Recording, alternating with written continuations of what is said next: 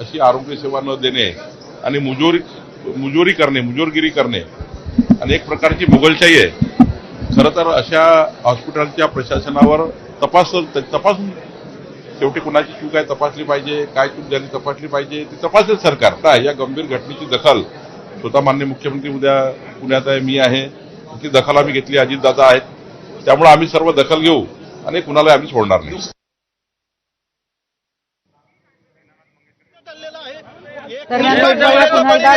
मंगेशकर रुग्णालयाच्या बाहेर घटनेचा पतित पावन संघटना तीव्र निषेध करत आहे।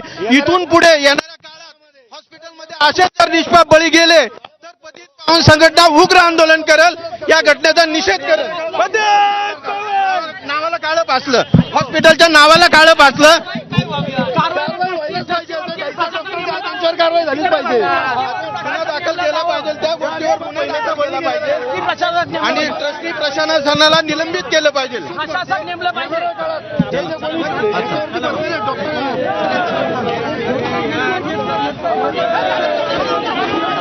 आपण पाहतोय ते दृश्य दीनानाथ हॉस्पिटलच्या बाहेरचे पुण्यातली आणि इथे आंदोलक आक्रमक होत आहेत। त्याच्यामध्ये आता पतित पावन संघटना सुद्धा त्याचे कार्यकर्ते इथे पोहोचलेत, तेही अत्यंत आक्रमक पद्धतीने आंदोलन करतायत। थोड्याच वेळापूर्वी त्यांनी दीनानाथ मंगेशकर रुग्णालयाच्या नावाच्या अक्षरांवरती काळं फासलेलं होतं।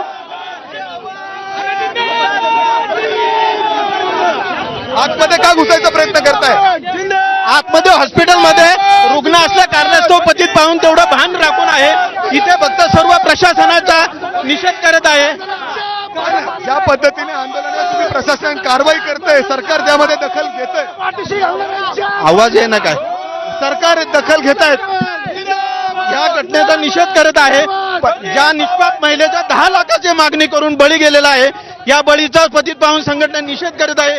येत्या काळामध्ये हॉस्पिटल वाल्यांनी पैशासाठी जर एखाद्याचा बळी गेला तर त्या बळीचा, त्या हॉस्पिटलचा पतित पावन संघटना तीव्र निषेध करेल, या गोष्टीची सगळ्यांनी नोंद घ्यावी। हो, काळं फासलं, त्या गोष्टीला काळं फासलं कारण त्या एका निष्पाप महिलेचा बळी गेलेला आहे। गेले तरी संबंधित प्रशासकाला प्रशासन का पाठीशी घालत आहे याचा उत्तर खुलासा करावा पोलीस अधिकाऱ्यांनी आणि जिल्हा अधिकाऱ्यांनी।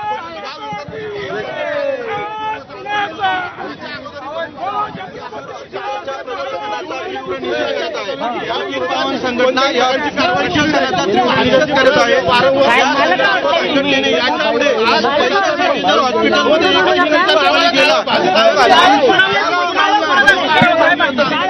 एसटीवरती गुन्हा दाखल झाला पाहिजे।